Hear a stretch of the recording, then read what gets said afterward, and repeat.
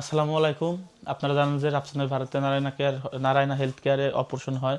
হার্টের অপারেশন শেষের পরে রাফসানের ডাক্তার একটা ডায়েট লিস্ট দিছে, মানে খাদ্য তালিকার লিস্ট দিছে যে নিয়ম অনুযায়ী রাফসানকে খাবার খাওয়াইতে হবে। তো তার ভিতরে ফার্স্ট নাম্বারে ছিল গরুর দুধ, যে প্রতিদিন 250 মিলি করে গরুর দুধ দিতে হবে রেগুলার 6 মাস। তো সে অনুযায়ী আমরা দেশে আসার পর আসলে জানেন তো রাফসানের সর্বোচ্চ মানে সব ধরনের চিকিৎসা বাংলাদেশ ভারতের সকল চিকিৎসায় আপনাদের মাধ্যমে হয়েছে। এই গরুর দুধ রেগুলার কিনতে গেলে তো টাকা পয়সার ব্যাপার, তো সেই অনুযায়ী আমার যে রাফসানের চিকিৎসার ব্যবস্থার মাধ্যম যে করে দিয়েছে শাকিল ভাই আপনার বাংলাদেশের নাম করা এক কোম্পানি, আপনারা সবাই চিনেন।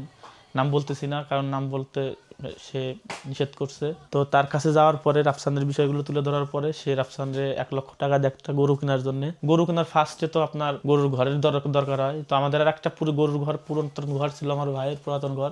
সে ঘরটা আসলে কিছু ছিল না, এই সব কিছুই সার্ভিসিং করার লাগছে, সব নতুন। তো এই ঘরটা করতে এইটুকু করতে গেছে আপনার 40,000 টাকা লাগছে এর পেছনে। তো এই টাকাটা শাকিল ভাই ওনার ব্যক্তিগতভাবে দিচ্ছে, আমি আগেও বলছি যে ওনার ব্যক্তিগতভাবে এই গরু ঘরটা শাকিল ভাই করে দিছে। আর ওই কোম্পানির মালিক এই রাফসান এই গরুটা কিনে দিছে একটা আইরে বাছুর সাথে। এই গরু থেকে প্রতিদিন যে দুধ হয় রাফসান খায়, আরও বিক্রি করা যায়। এর পাশাপাশি গরুর মূল্য তো সবাই জানেন যে গরুর ভিতরেও শাকিল ভাই টাকা ভরছে 12,000 টাকা। 1,10,500 টাকা হলো গরুর দাম। বাড়ি পর্যন্ত আনতে এর গাড়ি ভাড়া দিয়ে মনে করেন যে আরো 2,000 টাকার মতো লাগছে। গরু লেখাইতে আরো টাকা লাগছে, সেগুলো বাড়ি দিলাম। তো এর ভিতরে ভাই টাকা ভরছে। এই যে হচ্ছে গরু, এটা হচ্ছে তার বাছুর। আবার গরু পালতে গেলে তো খাবারের প্রয়োজন আছে, মানে যাবতীয় যা লাগবে গরুর খাবার।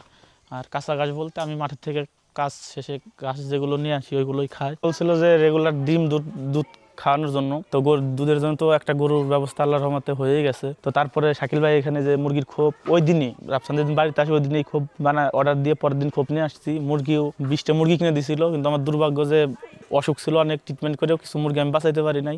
আর বাদ বাকিগুলো আছে, 10-12টা মুরগি আছে আলহামদুলিল্লাহ। সকলে দোয়া করবেন যে এই গরুর মাধ্যমে যেন রাফসানের ভাগ্যের পরিবর্তন হয়, আল্লাহ যেন এই গরুর উপর বরকত দান করে, গরুটা যেন সুস্থ স্বাভাবিক মতো আমার পালে থাকে এবং এর থেকে যেন আমি আরো বাড়াইতে পারি। সকলের দোয়া করবেন, আমার ছেলের জন্য আপনারা দোয়া করবেন। আসলে আপনাদের কৃতজ্ঞতা বলে শেষ করার কোনো ভাষা নাই। আপনাদের মাধ্যমে আজ এত কিছু, আপনাদের মাধ্যমেই আল্লাহর রহমত, সর্বোপরি তো আল্লাহর রহমত, দ্বিতীয় পর্যায়ে আপনাদের দোয়া, আপনাদের ভালোবাসা, আপনাদের সহযোগিতা, আপনাদের রাফসানের প্রতি যে ভালোবাসা, আপনাদের যে সাহায্য, এর মাধ্যমে রাফসান নতুন জীবন পাইছে দুইবার। রাফসান এখন আলহামদুলিল্লাহ অনেকটা সুস্থ, বাকিটাও যেন খুব দ্রুত সুস্থ হয়েছে। আপনারা দোয়া করবেন, আমাদের জন্য দোয়া করবেন। আর আপনাদের জন্য সারা জীবন দোয়া থাকবে, ভালোবাসা থাকবে। যারা আমাদের ভিডিও শেয়ার করে মানুষের দ্বার প্রান্তে পৌঁছায় দিয়েছেন নিয়মিত, তাদের জন্য মন থেকে ভালোবাসা রইল, দোয়া রইল। আল্লাহ আপনাদের সবাইকে ভালো রাখুক, ভালো থাকেন।